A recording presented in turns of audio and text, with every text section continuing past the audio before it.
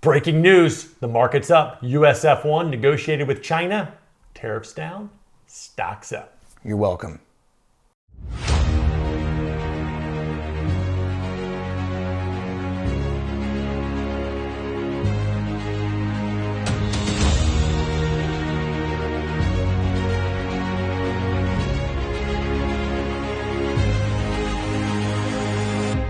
Welcome to the United States of Formula One, Nicky. And I'm Cookie. Stocks edition. Stocks, it's kind of my favorite little segment we've been doing recently. The new stocks? Yeah, I like talking about stocks. I do too. It's kind of good topical timing because of the trade deal?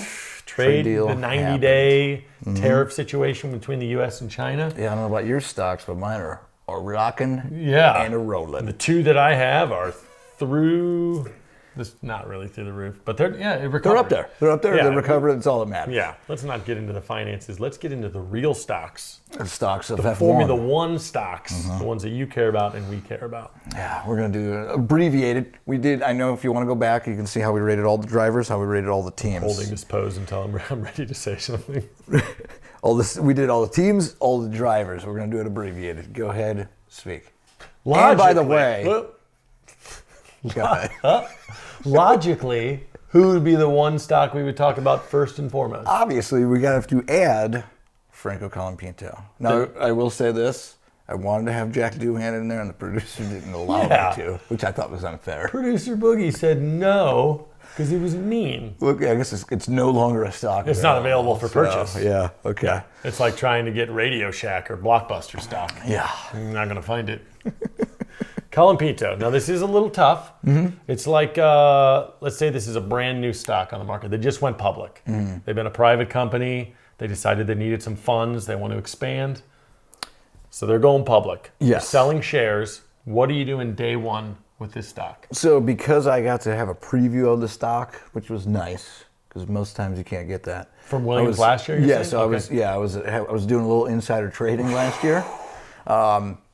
I should announce that. That's not right. But I'm going to buy because I believe I've been saying it, this is the guy that they needed to bring up. He should have started the season. And you're going to see this coming week why he's going to remain the Alpine driver for more than the 5 races that his contract shows. You predicted in the show. What did you say? About what? About Colapinto. Where's he going to finish?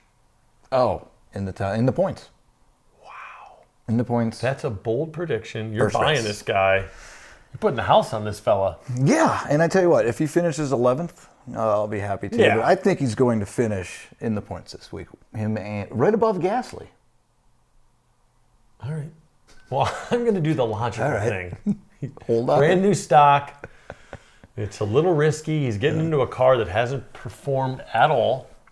Is that Doohan's fault? Is it Alpine's fault? I don't know, but I am optimistic about this. If you told me I had to buy or sell, I would buy, but I'm gonna take the safe route. I'm gonna hold on this fella. Plus, I didn't do any insider trading apparently, like you did, so I didn't get the old insight ahead of time. Boogie's favorite? Carlos? Should we do it? Yes. The producer's favorite racer, loves him. What do you do with Carlos Sainz? What do you do with a guy like Carlos? So if you go back on previous episodes, I sold because I knew. And then right at race 5, bought on him because that's when he said he was going to start getting in the points. And that's what he did. So the last 2 races in the points, I'm buying because I think, even though he's a little irritated with the team, I think he's going to continue to get in the points for Williams. It seems like... Yeah, the insider trading on Colapinto, you knew right when to buy this stock when it was plummeting, and now it's on the rise. This guy's a shady little fella. Anyhow, I'm going to sell Carlos Sainz. Okay. I'm going to sell. I think that he started poorly. I think he's improved a little bit, but I think Williams... I don't see a future with him there. I think this is going to end poorly. And I want to get out. You want to get out right quick? Is there a chance that it could go up a couple more weeks? Yes. But can you always sell at the top and buy at the bottom? No. You got to have that kind of sense and that feeling that it might still be on the rise, but before it starts plummeting, I want out. Okay, so you're shanking red. I like it. I like it. It's not going to happen. Get me out. And he agrees with me. Boogie behind the camera completely agrees No, with me. Boogie does not. So. The coughing king. Oh boy, the next one. I think this, just based on the excitement and the fun of the radio transmissions last week. Yeah. Lewis, is his head still in it?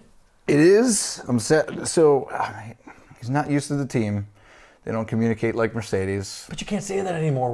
We're 7 races in I know, after this week. I know. Eventually, you got to adapt. They're coming to Italy, home race. I think, they just need to tweak some things on that car. I think they're going to, he's going to have a bounce back, but I'm not going to do anything. I'm going to hold because I just don't think it's the time to buy yet.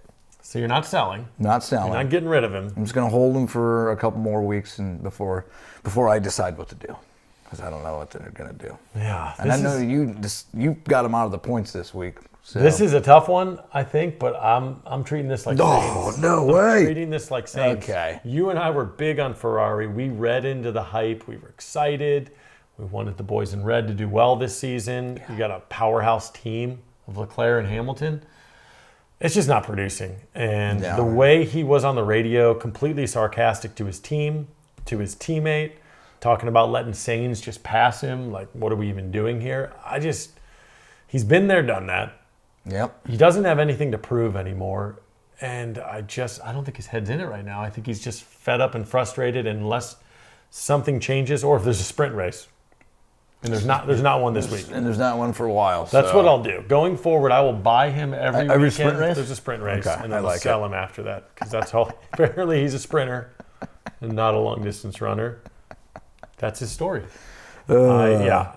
Let's segue. Okay. Okay, so you're holding. I'm selling. Yes. What about the team in general?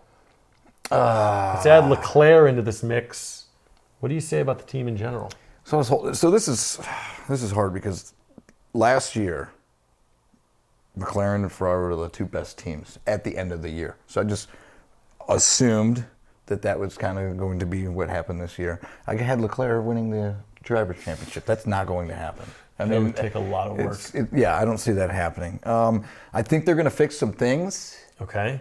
So I'm going to buy. I hold because I think Leclerc is still their best racer, and I feel as if Hamilton's going to turn it around. So, and it's mainly because they're in Italy this week that I'm buying, or else I would have just held on it. But I'm going to buy. That is such an illogical way to handle your finances. I'm going to go more logical, and I'm going to sell the shit out of him. If I'm selling Hamilton because I think he's a lost soul, and he's arguing with Leclerc, and Leclerc, I'm not saying Leclerc is going to fall off. I think Hamilton's out of the points this week. I think Leclerc is going to finish maybe 6th, 7th. And I just think it's slowly going to get worse and worse. Team principals, guys in the pit. It's just, everyone's going to it's going to implode. Okay.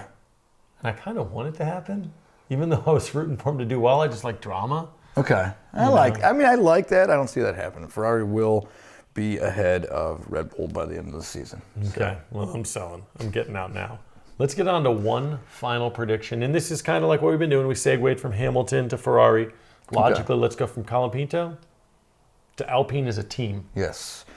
Oh, so, I mean, a lot of shakeups this past the bye week or the off week. Do they call it a bye week in F1? Can you say that? I don't think so. So we're going to call it I think they call that, they all get on their yachts and travel to islands in between. Because I see Hulkenberg posting, and he's always in some resort area, but he has his laptop in the corner to pretend like he's working. Like, I accidentally got a picture of my laptop. Like, you haven't done anything all day, except your wife. So during the yacht week, we'll call it yacht week. Yacht week is what we're calling it.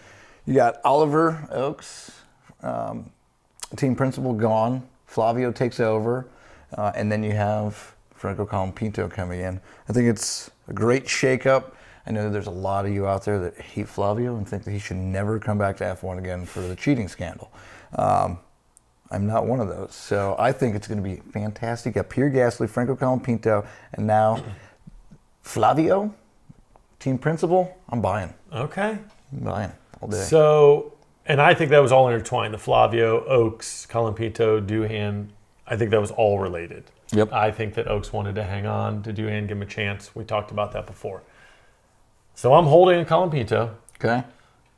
I'm a little nervous about this because of Flavio, but I love Gasly. And maybe it's irrational, but I love him. If I'm going to hold on Colapinto and I'm going to buy on Gasly, I'm going to buy on the team as a whole and just hope that Flavio doesn't get in the way too much. I don't think he's going to, and I think, even if since you're buying and you're holding on Franco for the first, let's say, race, it might take him 2 races to really to show up. So I like that. And I think in this time of turmoil, I think their stock price is down a little bit, so I'm going to buy low.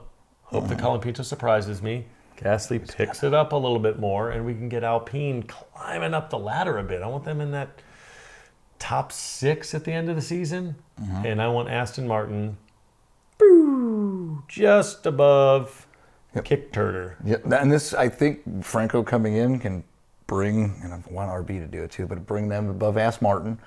We just need them to get rid of Liam Lawson now, bring in somebody better so that, Isaac Hajar has somebody that can score points with him so that they can pop ahead of Aston Martin as well. It just comes off so naturally when you say it. I'm like, is that the name of the car company? I can't even remember anymore. Yeah, that's a short little prediction show, but we wanted to get you the meat and potatoes of what really matters right now. The tariffs. You're welcome. Love you. Follow us on YouTube at the United States of F1, Facebook, Instagram, and TikTok at United States F1. Copyright Brugman Media Limited 2025.